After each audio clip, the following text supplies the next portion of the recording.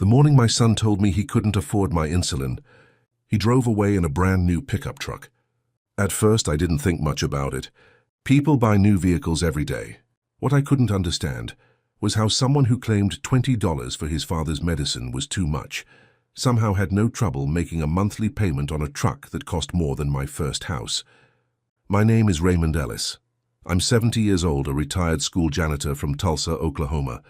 For 42 years, I unlocked classroom doors before sunrise, shoveled snow from the sidewalks in winter, and stayed late every evening so children would walk into clean classrooms the next morning.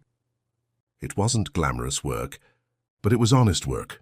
My wife Linda used to tell me, nobody notices a clean school until it isn't clean. She had a way of making even ordinary jobs feel important. She passed away 5 years ago after a long battle with breast cancer. Since then, diabetes has become my own daily battle. Every morning begins the same way. Check my blood sugar, prepare breakfast, take my insulin. Without it, my body reminds me very quickly that age doesn't negotiate. My pension covered most of my expenses, but rising medical costs slowly swallowed my savings. When Linda died, I promised myself I'd never become a burden to anyone, especially not to my only son. Matthew had always been ambitious. As a child, he'd tell everyone he wanted to live in the nicest house on the nicest street. I admired his determination. I just hoped he wouldn't mistake success for happiness. He married Emily 7 years ago. Emily was warm, thoughtful, and somehow managed to make every family gathering feel comfortable. She never forgot birthdays.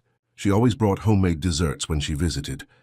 If she noticed my refrigerator getting emptier each month, she never embarrassed me by mentioning it.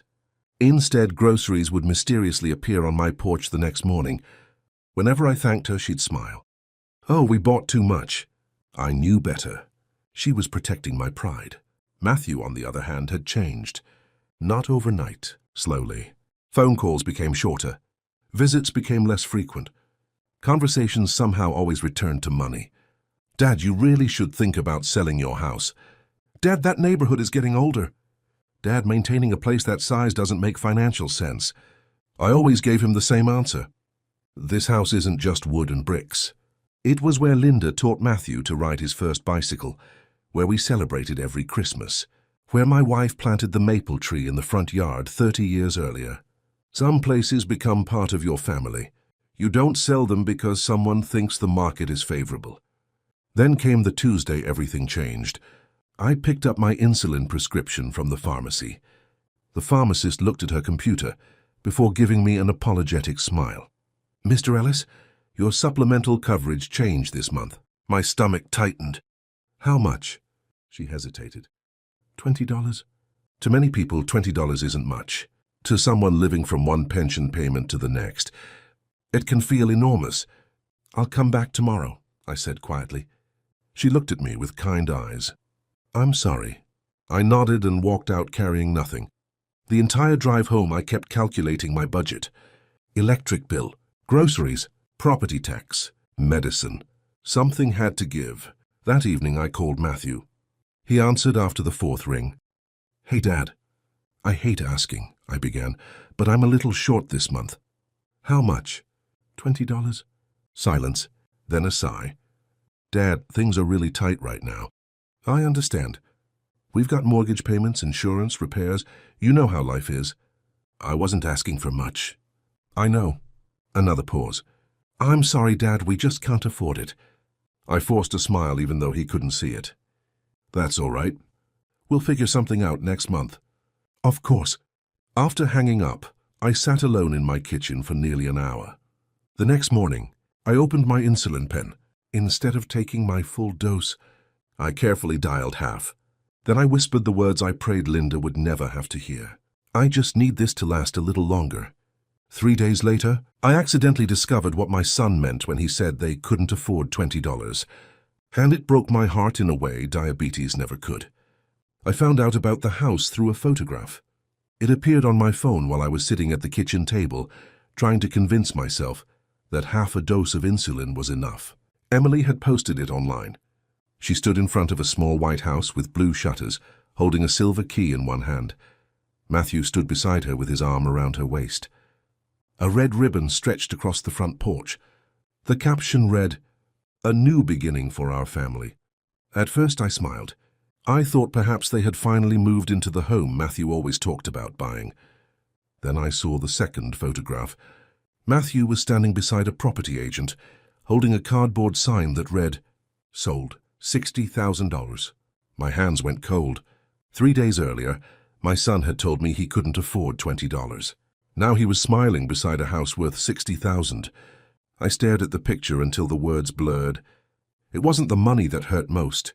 It was how easily he had lied. He had not said, "Dad, I don't want to help." He had said, "We can't afford it." There is a difference. One is rejection. The other is deception. I set the phone down and opened the refrigerator. Inside were 3 eggs, half a carton of milk and a jar of mustard. For several minutes I stood there listening to the refrigerator hum. Then I laughed. Not because anything was funny, because sometimes pain becomes too heavy to carry quietly. That night I took another half dose. The following morning, my hands began trembling. I told myself it was hunger. By noon I felt dizzy. By evening, I couldn't walk from the living room to the kitchen without holding the wall. I should have called someone. But the only person whose number I knew by heart was the same person who had told me $20 was beyond his reach. So I sat in Linda's old chair and waited for the room to stop spinning. It didn't. The next thing I remember was hearing someone pound on my front door. "Mr. Ellis!" It was my neighbor, Mrs. Dalton. She had noticed my curtains were still closed at 3 in the afternoon. When I didn't answer, she used the spare key I had given her years ago. She found me on the floor beside the sofa. The paramedic said my blood sugar had risen dangerously high. At the hospital, a young doctor asked whether I had been taking my insulin correctly. I looked away. "Mr. Ellis," he said gently, "I need the truth. I've been making it last." His expression changed. "How long?" "4 days." He sat beside the bed. "Insulin is not something you can safely ration without medical supervision." "I understand." "Do you?" His voice wasn't cruel. That somehow made it worse. "You could have gone into a coma." I nodded. He asked whether I had family. I gave him Matthew's number. The nurse called 3 times. He never answered. When I was discharged the next afternoon, Mrs. Dalton drove me home and placed a paper bag of groceries on my counter. "I don't need charity," I told her. She folded her arms. "Good, because this isn't charity, it's neighborly interference." That sounded exactly like something Linda would have said. After Mrs. Dalton left, I found a small pharmacy bag beneath the groceries. Inside was a fresh box of insulin pens. There was no receipt, only a note. "You don't have to pay me back." I sat at the table holding that note for a long time. Then someone knocked, not softly, desperately. 3 quick knocks, a pause, then 3 more. When I opened the door, Emily was standing on my porch. Her hair was uncombed. Her eyes were red. She wore an old grey sweatshirt instead of the elegant clothes she usually wore around Matthew. For a moment, neither of us spoke. Then she looked past me and saw the hospital bracelet still around my wrist. Her face lost all color. "What happened?" "Nothing serious. Please don't lie to me." The words were sharper than I expected. I stepped aside and let her in. She placed her handbag on the kitchen table and noticed the pharmacy bag. "Did you get your insulin?" "Yes." "How?" "A neighbor helped." Emily closed her eyes. When she opened them again, tears had gathered along her lower lashes. "I sent Matthew money for your prescription." I stared at her. "What?" "Every month for the past year." She opened her phone and showed me a list of bank transfers.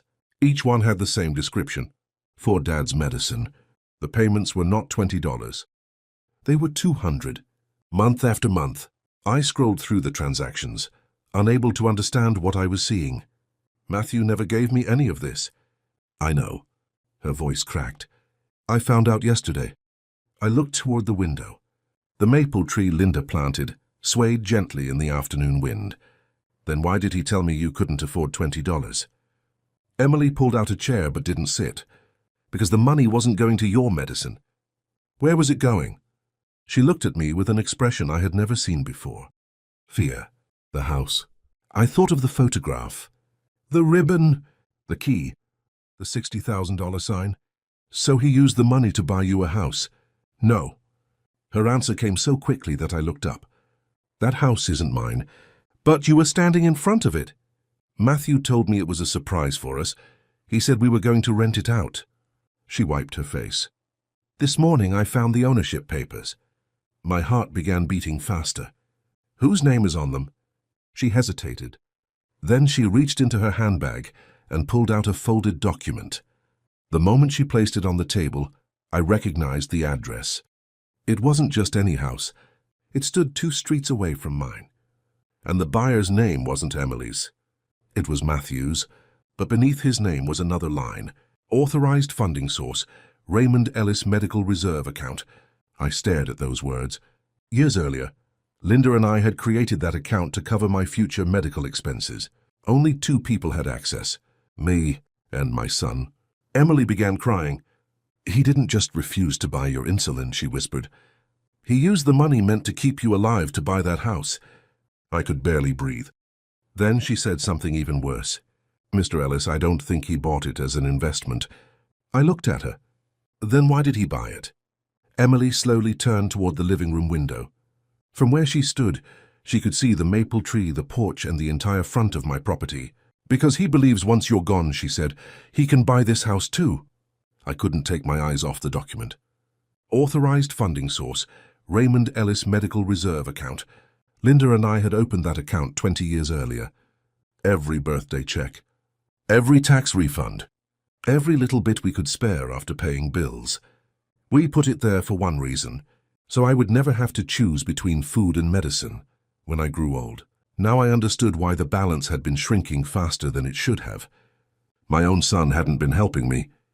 He had been helping himself. Emily wiped away her tears. I didn't know, Mr. Ellis. I swear I didn't know. I believe you. I thought Matthew was managing your finances because you trusted him. I did trust him. Those 4 words were harder to say than I expected. She slowly sat across from me. When I confronted him this morning, he admitted he'd been moving money from your medical account. I closed my eyes. What exactly did he say? Emily hesitated. He said, she whispered, Dad doesn't need all that money. He's old. Half the time he forgets to take his medicine anyway. For the first time in years, I felt something inside me break. Not anger, not hatred, just disappointment so deep it left no room for either. Emily reached into her handbag again. This isn't everything. She handed me another envelope. Inside were photocopies of bank statements. Transfer after transfer, small amounts at first, then larger ones. $500, $1,000, $3,000. Nearly $40,000 had disappeared over the previous 18 months. Every withdrawal carried the same digital authorization. Matthew Ellis. I copied everything before I left, Emily said. He doesn't know I have these. I carefully placed the papers beside Linda's old photograph. Then I looked at Emily. What are you going to do? She gave a sad smile. I'm leaving him. The room fell silent. Outside, the afternoon breeze carried leaves across the front porch. Finally, I stood and walked toward the maple tree Linda had planted. I rested my hand against its rough bark. For years, I'd believed losing my wife had been the greatest heartbreak of my life. I was wrong. Nothing compares to watching your own child become someone you no longer recognize. Behind me, Emily quietly spoke. I've already contacted the bank. I turned. And? They froze the remaining money this morning. My heart skipped. She continued. And tomorrow, the bank's fraud investigator wants to meet with both of us. For the first time since Matthew told me he couldn't afford $20 for my insulin, I realized the truth wasn't just coming. It was already knocking on his front door.